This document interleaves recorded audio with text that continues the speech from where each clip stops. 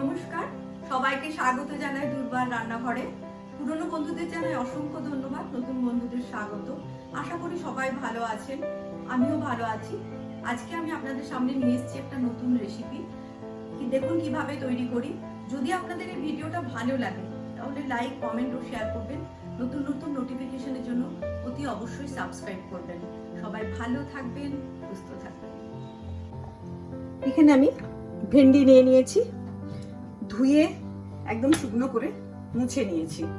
এই ভেন্ডিগুলোকে আমি ঠিক কেটে নেবো এভাবে, আগাটার পেছনটা আর মাঝখানটা একটু চিড়ে দেখে নেব যে পোকা টোকা আছে কিনা। এইভাবে ভেন্ডি কেটে নিয়েছি, মাথাটার পেছনটা এভাবে। এর মধ্যে এবার দেব লঙ্কা, লাল লঙ্কার গুঁড়ো একটু দেব, হলুদ পরিমাণ মতো দেব, নুন পরিমাণ, আর দেব খানিকটা সর্ষের তেল। আপনারা যে তেল খান সেই তেলে করতে পারেন, সাদা তেল। আমি সর্ষের তেলে করছি। এগুলো ভালো করে মাখিয়ে নিচ্ছি সব।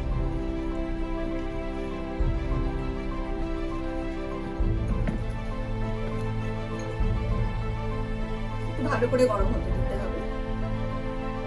এবার এই তেল মাখানো ভেন্ডিগুলো এর মধ্যে এখানে দিয়ে দেবো। আমি আলাদা করে তেল দেবো না।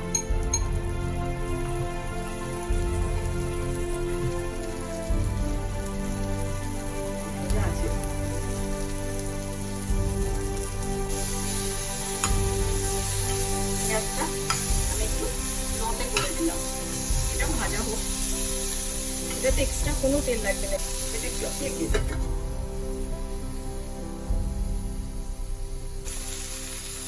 এটা একটু উল্টে দিলাম, আর মিনিট দিয়ে এটা ভেজে নেব।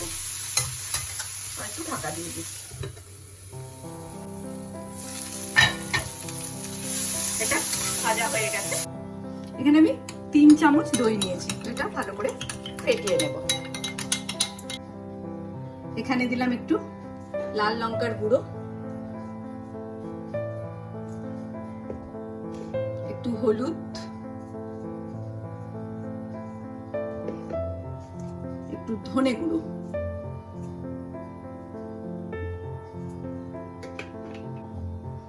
দেব একটু নুন। এটা ভালো করে ফেটিয়ে নেব।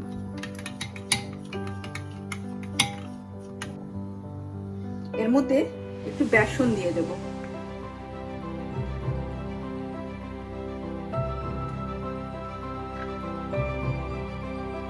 অল্প বেসন দিয়ে দেব। ভালো করে আরেকবার ফেটিয়ে নিচ্ছি। গ্যাসটা অন করে ফ্রাই প্যানটা বসিয়ে দিলাম। তেল গরম হয়ে গেছে, এখানে একটু জিরে দিলাম। আমি গ্যাসটা অফ করে দিচ্ছি, তেল বড্ড গরম হয়ে গেছে। দিচ্ছি মৌরি, দিচ্ছি ধনে, গোটা ধনে একটু ক্র্যাশ করে।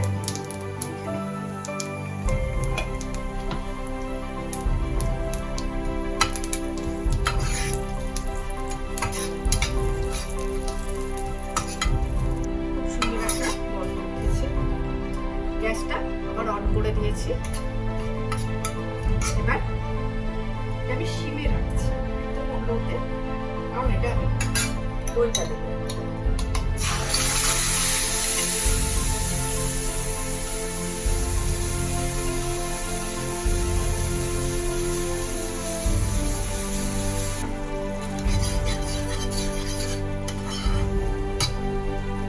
এর মধ্যে একটু চিনি দেবো, কারণ টক আছে।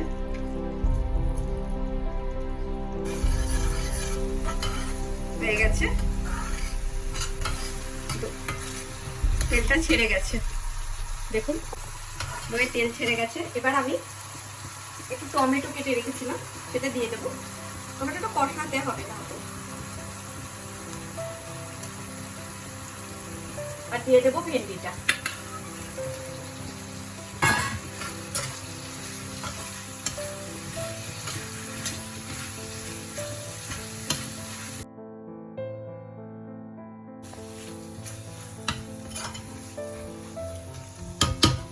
এটাকে আমি ঢাকা দিয়ে এখন একটু গ্যাস অফ করে দেবো।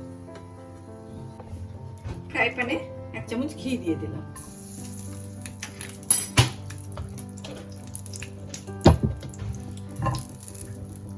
ঘিকে পোড়াবো না। এবার এর মধ্যে দেব শুকনো লঙ্কা,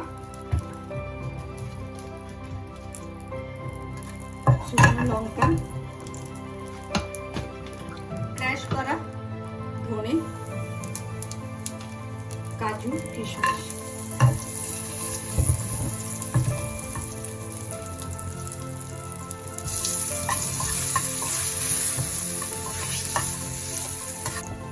এই ফ্রাই প্যানটা বসিয়ে দিলাম, দিয়ে এই তরকাটা এর মধ্যে দিয়ে দিচ্ছি।